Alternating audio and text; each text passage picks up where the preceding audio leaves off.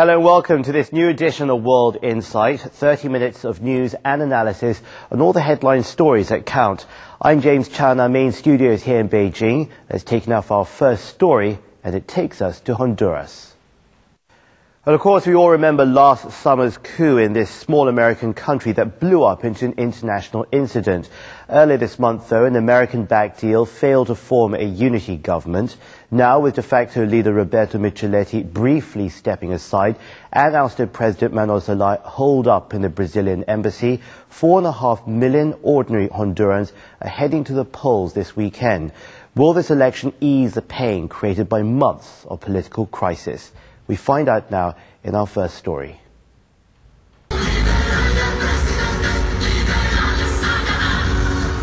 Televised debates, street posters, and promises to end poverty.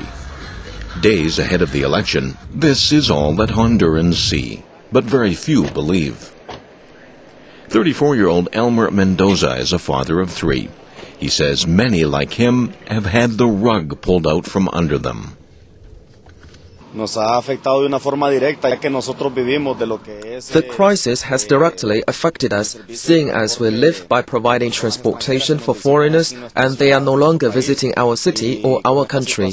Our cooperative of 80 families that live in this area is in despair as we are facing a tremendous crisis. Many, like Elmer Mendoza, are suffering a similar fate.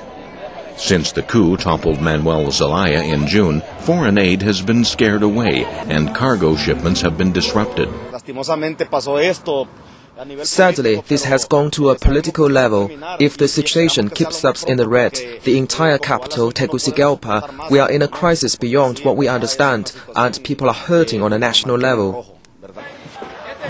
Despite the crisis, the electoral process has pushed ahead. Some say it's for the best, while others flip it off. These elections are illegal and illicit.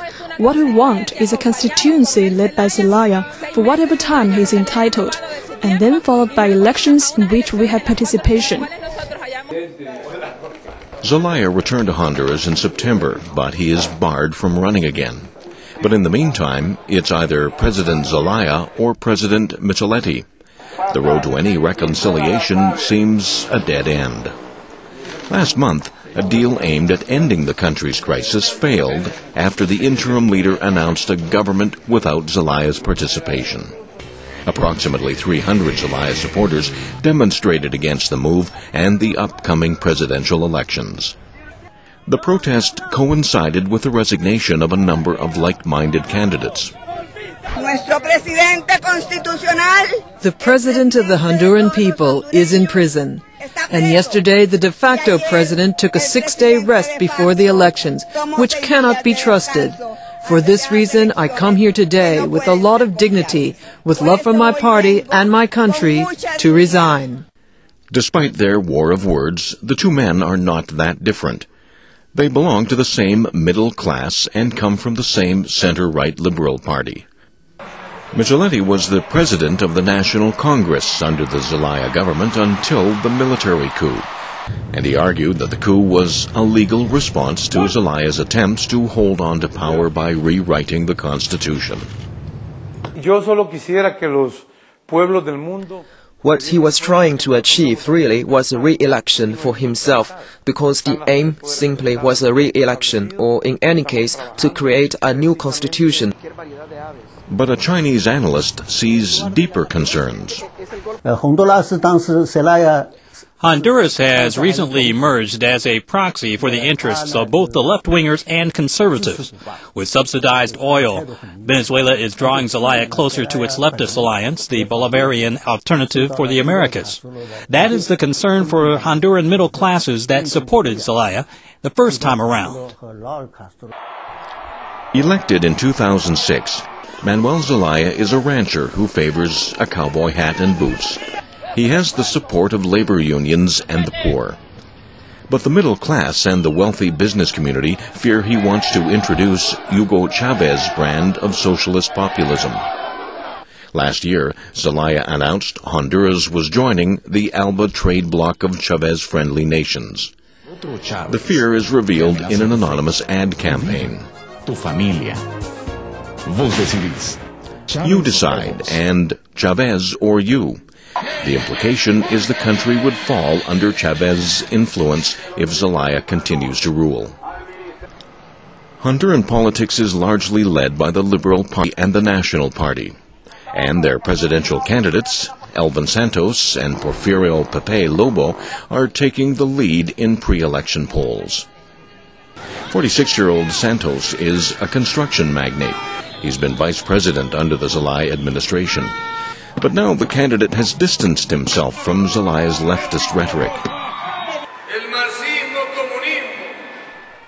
Liberalism, leftism, however you want to refer to it. Today, I tell you that there is no place for that in the Honduras Liberal Party. There is no space for it.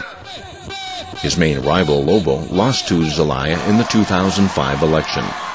He campaigned on a return to normalcy and blamed Zelaya's Liberal Party for thrusting the country into international turmoil. Why don't they put the interests of the people first, the true interests of the people? Mr. Manuel Zelaya should ask the international community to free up the funds because they are for Honduras.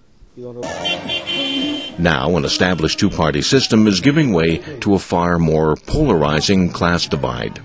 The two parties dominate Honduran politics, and both are largely conservative, and the Liberal Party is slightly less so. Neither of the candidates wants Zelaya and his leftist policies back.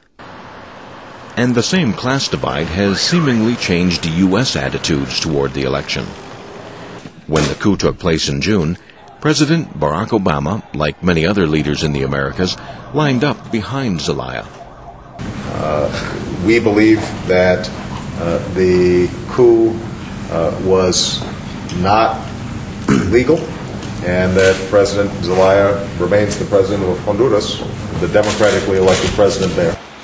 But now, Washington seems to weaken Zelaya's position by saying it will recognize the election. We've always seen the elections as part of the solution. The United States has to follow important foundations in order to implement the agreement.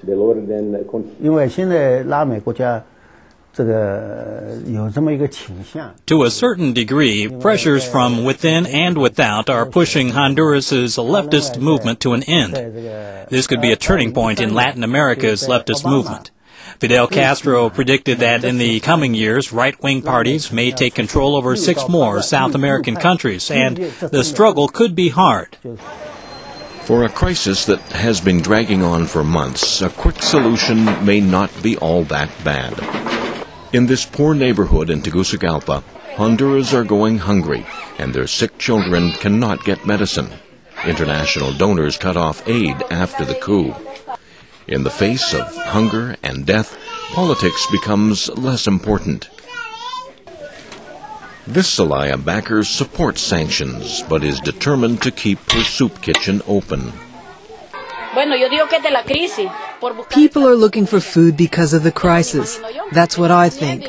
Because they are coming and asking me to let them into the soup kitchen, and I always say yes, because there is always a little for everyone.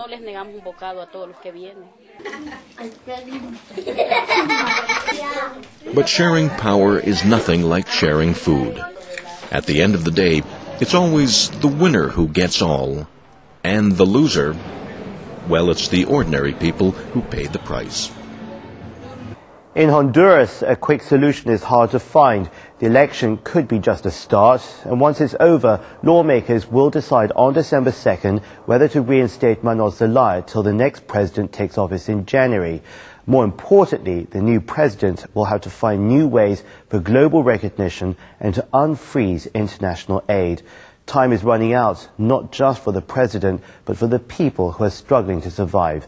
Coming up next, we'll talk about a nuclear power play, Iran and its ambitions. You're watching World Insight.